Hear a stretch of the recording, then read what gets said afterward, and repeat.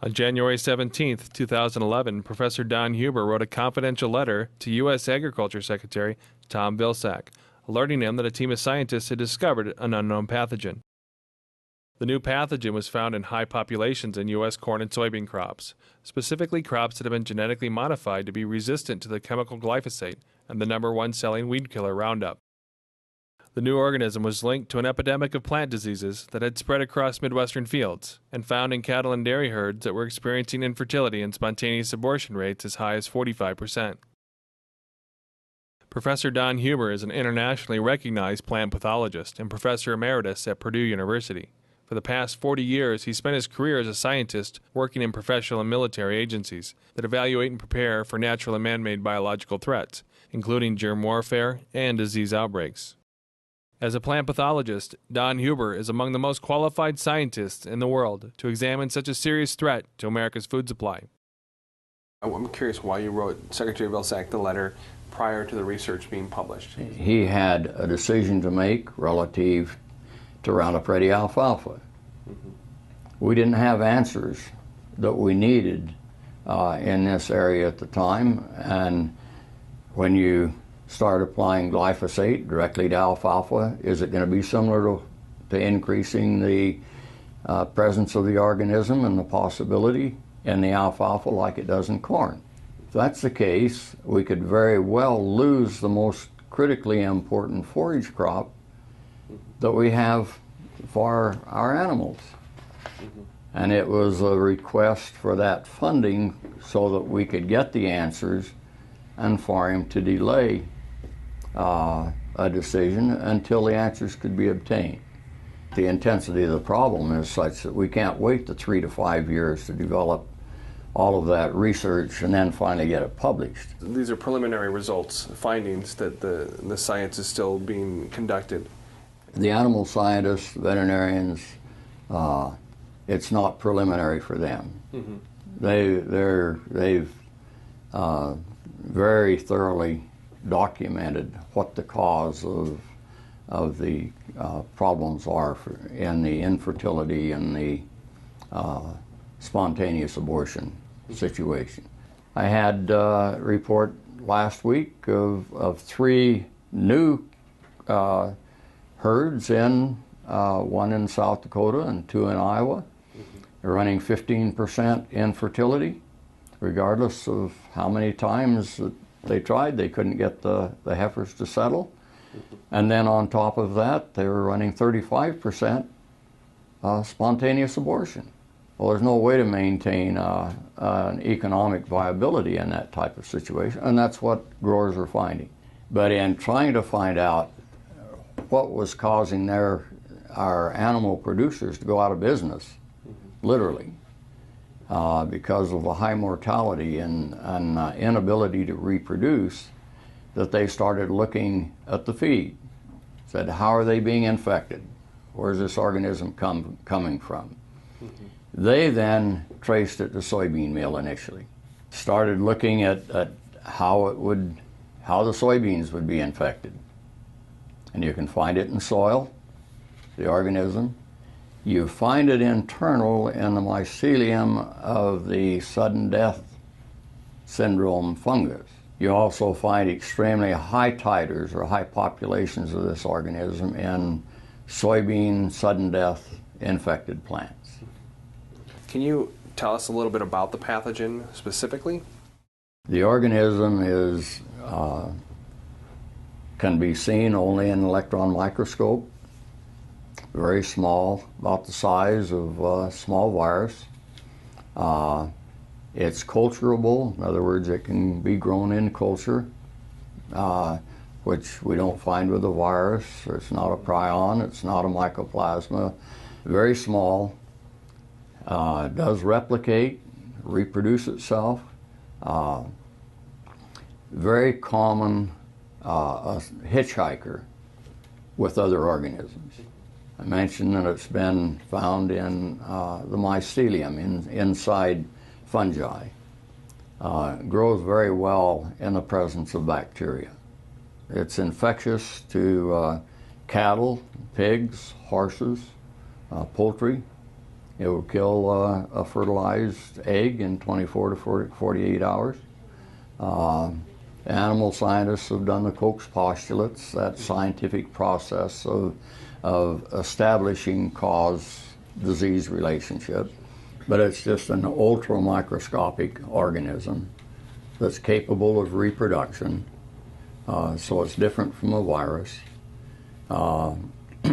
very compatible with other organisms, appears to be very common in the environment, but for some reason, much higher association and colonization or population when we have the glyphosate interaction or the Roundup Ready, and especially where we see those diseases that are increased by the glyphosate.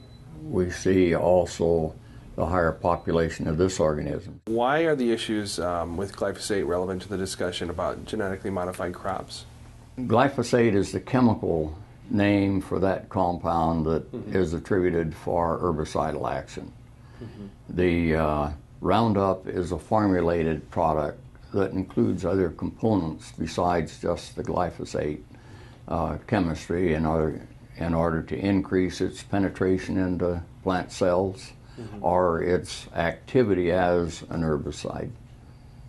When you have a genetically engineered crop that's resistant to glyphosate, it not only permits the wider use of the glyphosate, the extended exposure to it, but it also permits then the application of glyphosate directly on that crop, which many times we're consuming. What you see is that after a period of time of continued use of just one herbicide and increasing rates of that herbicide, which have been very dramatic in the last 10 years, that you see pretty soon that entire groups of organisms just cease to exist in the soil. Now, you don't have a void in the soil, so that if you pull one group out, you have another group that comes in. You have this very dramatic change in the soil microflora and that soil biota that affects these soil-borne diseases very dramatically. And that's because glyphosate is not only a very powerful herbicide, but it's also a very strong biocide. Very selective in the soil, but it stimulates some of our soil-borne diseases, and it also changes the soil microflora that affects nutrient availability then for the crops. One of those critical components in that soil microflora that disappears with glyphosate or is severely suppressed are those organisms that make manganese available for the plant. When manganese is reduced in the plant, again, it becomes very susceptible to this pathogen. And so you have a biological component that is very powerful because of the powerful biocidal effects of glyphosate, and you also have a direct effect of glyphosate as a very strong chelating agent. Now, by chelator, we mean that's a chemical that can grab onto another micronutrient or other mineral element that's essential for a plant and immobilize it. And when that's immobilized, then the plant goes into a deficiency or reduced efficiency, so it becomes much more susceptible then for take-all disease as well as many other diseases. The overuse of glyphosate or the reliance on glyphosate in the past 30 years, you're saying has created a system for soil microorganisms where certain microorganisms have been killed off or no longer prevalent. And it's allowed, inversely, it's allowed a certain other microorganisms, fungal, other type of bacteria to be present. The question is, if, in doing root damage is and inhibiting certain micronutrients in plant absorption, is this actually decreasing the amount of the nutrient value of some type of food crops that we're feeding to livestock, but also to human, like corn and soybean products? Yes, in fact, my first real attention to that item was from a phone call from a veterinarian in Iowa. And he had some clients that had very high disease levels in spite of all the drugs that he was trying to give them and trying to keep them in a productive mode. And he felt like it was a losing battle. When he would necropsy his animals, those animals that were dying, he would check the liver for manganese specifically, because manganese is very critical for all of our defense reactions and detoxification of the mycotoxins and those things. They were all very severely deficient in manganese, and he wanted to know why. Well, in Roundup Ready soybeans, for instance, there are scientific peer-reviewed papers showing that you have as much as a 48–50% reduction in manganese in that soybean seed, soybean feed. We see the same thing in corn, a reduction. And other micronutrients are reduced. Well, if you're feeding the same carbohydrate and that, you're assuming that everything else has kind of come along the same, but the mineral content quite often is very significantly reduced, not just for manganese, but for other essential nutrients, that then has a very dramatic effect in the food quality as well as the feed quality for those animals that are being fed. And as this one veterinarian and many other veterinarians have found, that it's not just an isolated situation, it's a much more general situation than was anticipated prior to that. When you have a manganese deficiency in an animal, it can cause premature or stillbirth or abortion. The animals, or those stillborn calves, generally with manganese deficiency, will have kind of an arthritic appearance, because manganese is required for calcium deposition. Same thing in man. So what are the overall effects that this is having on plants and on livestock, on animals? I have a letter or an email that I received from a veterinarian in another state. And he said, I've been working 3 years trying to find out why my hog producer that I'm supporting, servicing here, why we can't make any headway to keep him in business. He said, I've sent tissue into to various laboratories. We've checked for PRRS, they've checked for Clostridium toxins, they've checked for viruses, all of the known causes, and he said they're always negative. And when they've gotten that, I've been able to refer him to the veterinarians that can identify the organism. Those veterinarians then, in a new situation where they haven't already gone through that very costly and long process of trying to find out what's happening, they've gone in and they've actually done split samples, and they'll send them in to check for all of the known causes. They come back negative, but it always comes back with this organism.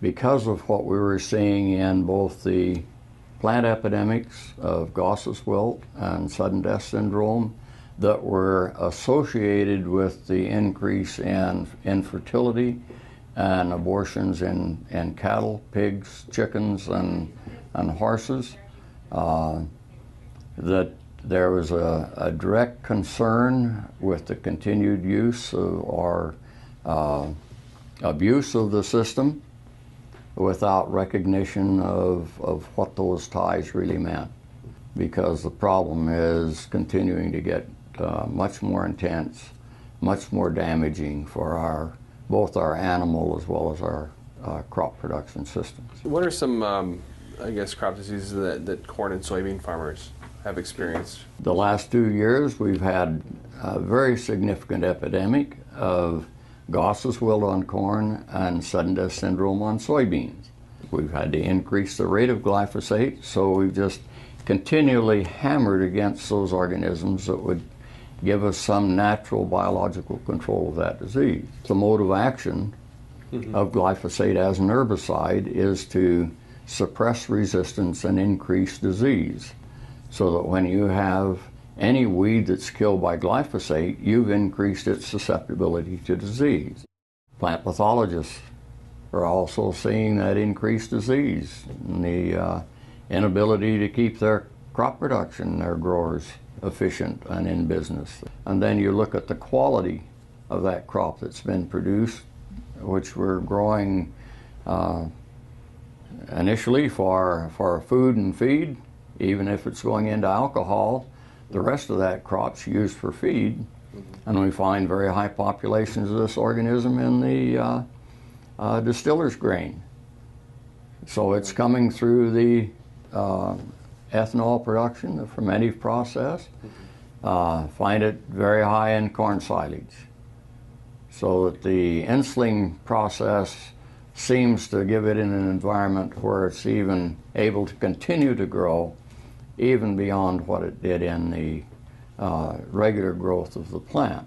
So knowing what you know about glyphosate and its impact on other crops, I'm curious, you're now more concerned about how Roundup Ready alfalfa will impact dairy herds, cattle, and hogs in the U.S.? If this organism is associated with alfalfa after glyphosate application, like it is with the corn and the soybeans, that one I would express a very serious concern. When you take our #1 forage crop and you place it in any kind of jeopardy, we have a tremendous impact on the sustainability of our animal production. Because with alfalfa as a perennial crop, open pollinated with an insect vector, the bee is the vector for the pollen, that in 5 years you won't have anything except Roundup Ready alfalfa. There's no way that you can have any coexistence unless it defies all of the epidemiological data that we've accumulated for 100 years on plant diseases. There's no way to maintain a non-Roundup Ready population of alfalfa. Knowing what you know and knowing the science so far, what you understand, what advice would you give to President Obama and Secretary Vilsack in terms of moving forward with the recent approvals of Roundup Ready alfalfa and sugar beets? Would you advise them to hold off? Well, I put it in my letter, a request that they would delay any decision until we had the answers that I feel are very critical and establish a need. Why add another, or why continue to abuse a system that we can already see is badly abused? But certainly to delay any decision on planting until the relationship, both from a nutrition, which is rarely analyzed, and there's no question that the Roundup Ready isn't substantially the same as the non-Roundup Ready. It's limited data, but all the data that's there says it isn't. And certainly with this new organism, it puts it in a different category all by itself. I'd really hope that there would have been a delay and that there would have been the resources allocated then to answer the questions that we've talked about.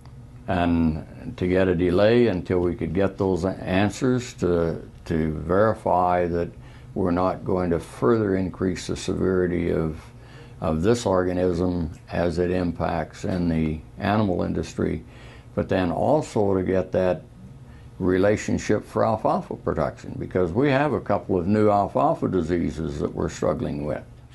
What happens then on your #1 forage crop, if we see the same predisposition either to this new organism that makes it a hazard to animal production, can we afford to just open the floodgates wide open before we have the answers?